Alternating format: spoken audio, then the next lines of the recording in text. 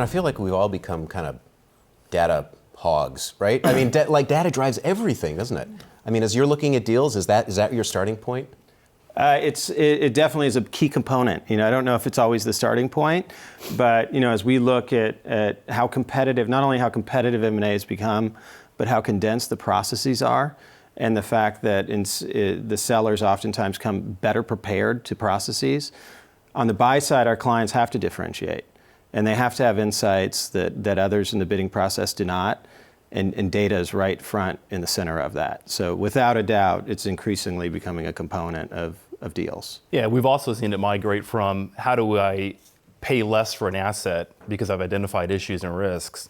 That pendulum shifted, particularly in 2015 when valuations were high, but competitiveness for an asset was very high, to help me identify KPMG the opportunities in the asset where I can actually pay more than others at the table and win the bid. How do you, focusing on technology, approach a company that is not yet profitable and yet offers value?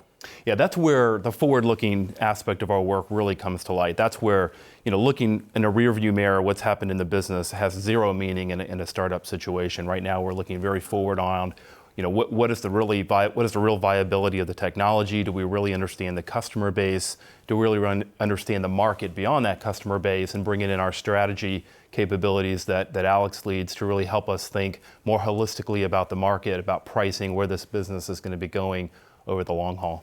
Is there a difference between how private equity firms approach a deal versus strategic buyers? From my perspective, it's not about strategic or private equity any longer. It's about smart money. And the idea of smart money means a buyer that has a clear thesis for targeting a company and a clear plan for creating value in that company. As Keach mentioned, whichever of our clients can establish a privileged knowledge position with a target, they can have better knowledge, they have better insights on how to create value. Those are the best buyers for an asset.